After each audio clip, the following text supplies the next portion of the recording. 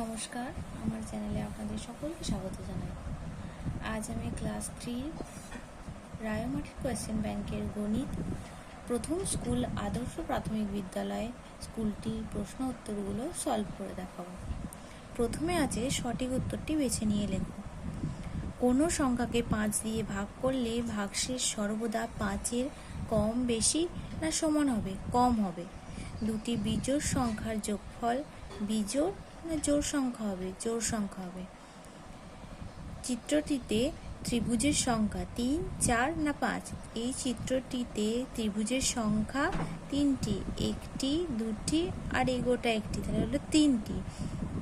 3টি ত্রিভুজ আছে এখানে। জোড় সংখ্যাগুলি সর্বদা 2, 3, 4 দ্বারা বিভাজ্য হবে। জোড় সংখ্যাগুলি সর্বদা 2 দ্বারা বিভাজ্য হবে। 3 অঙ্কের বৃহত্তম সংখ্যা 100, 999 না 977? 3 অঙ্কের বৃহত্তম সংখ্যা 999।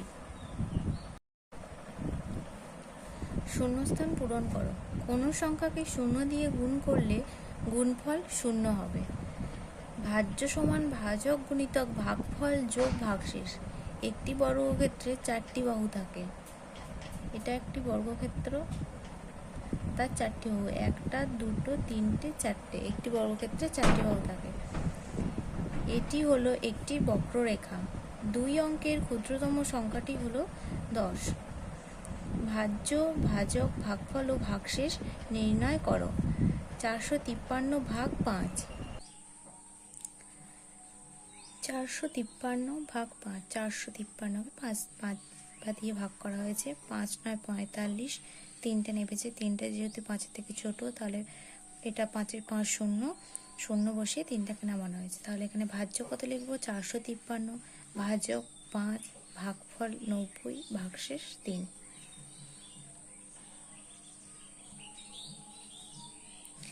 2 দ্বারা বিভাজ্য সংখ্যার শেষ অঙ্কটি কি কি হতে পারে? 2 দ্বারা বিভাজ্য সংখ্যাটির শেষ অঙ্ক হতে পারে 2, 4, 6, 8, 0। যোগফল নির্ণয় করো। 93 টাকা 50 পয়সা যোগ 27 টাকা 50 পয়সা যোগ 15 টাকা 75 পয়সা। যোগটা যেমন ছিল সাজিয়ে নিয়েছি। যোগটা করে বেরিয়েছে 135 টাকা 175 পয়সা। 175 টাকা ভেঙেছি 100 যোগ 75। আমরা কি জানি 1 টাকা সমান 100 পয়সা। 1 টাকা সমান 100 পয়সা। আমরা এটা জানি 1 টাকা সমান 100 পয়সা। 100 যোগ 75 করেছি। এবার যেহেতু 1 টাকা সমান 100 পয়সা, তাহলে 100 পয়সা এখানে লেখা আছে, তাহলে 100 পয়সা টাকা আমার এদিকে চলে যাবে। তাহলে এদিকে চলে গেলে কি হবে? 135 যোগ এখানে 100 পয়সাটা কি যাবে? 1 টাকা। তাহলে এই যাবে 135-এর সাথে 1 যোগ করলে হবে 136। তাই জন্য একবারে লিখে দিয়েছি 136 টাকা 75 পয়সা।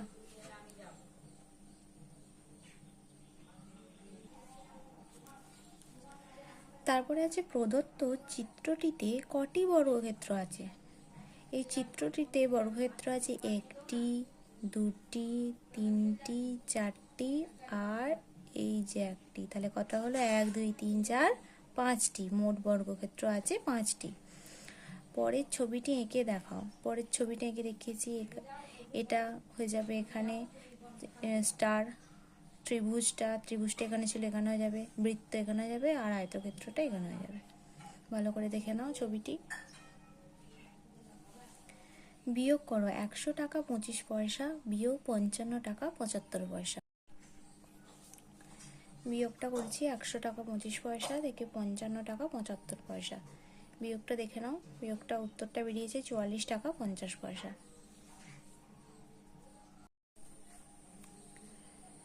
24, 77, 54, 62 এবং 33-এর মধ্যে 3 দ্বারা বিভাজ্য সংখ্যা কোনগুলি? 3 দ্বারা বিভাজ্য সংখ্যা কোনগুলি আমরা কিভাবে পাবো? 3 দিয়ে যদি এই কটা সংখ্যাকে আমরা ভাগ করি, যেটা মিলে যাবে 3-এর সাথে ভাগ করে, সেটা হবে 3 দ্বারা বিভাজ্য। যেমন হবে 24, 54 আর 33। এই 3টে সংখ্যাকে যদি আমরা 3 দিয়ে ভাগ করি, তাহলে 3টেই মিলে যাবে। তাহলে এই 3টে হয়ে যাবে 3 দ্বারা বিভাজ্য। তোমার কাছে 135টি ফুল আছে। ফুলগুলি দিয়ে তুমি 5টি মালা গাঁথলে প্রতি মালায় কটি করে ফুল আছে? প্রতিটি মালায় 135টি ভাগ 5 সমান 27টি ফুল আছে। আমরা এখানে ভাগটা করে দেখিয়েছি। 135 আর 5, 5 দুগুণে 10, 3টে নেমে গেল, এখানে 5টা নেমে গেল, 5 7 35, তাহলে ভাগফল হলো 27, ভাগশেষ কিছু নেই, তার মানে 0। তাহলে আমাদের উত্তর কত হলো? 27। তাহলে 27টি ফুল আছে। তারপরে বলছে রোহিত তাদের পুকুর থেকে 6টি মাছ ধরেছে, প্রতিটি মাছের দাম 150 টাকা হলে 6টি মাছের দাম কত?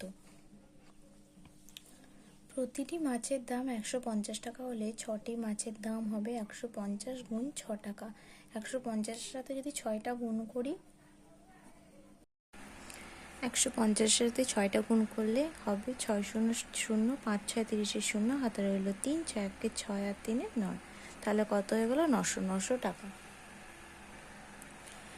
তারপরে বলেছে কোনো একটি পরিবার প্রতিদিন 125টি পুতুল তৈরি করে, 7 দিনে তারা কটি পুতুল তৈরি করবে? কোনো একটি পরিবার প্রতিদিন 125টি পুতুল তৈরি করেন, 7 দিনে তারা পুতুল তৈরি করবে 125 গুণিতক 7টি। তাহলে এটা আমরা প্রথম পদ্ধতি দ্বিতীয় পদ্ধতির যে নিয়মটা আমরা শিখেছি সেই নিয়মে করব। দেখে নাও একবার কিভাবে অঙ্কটা করা হয়েছে।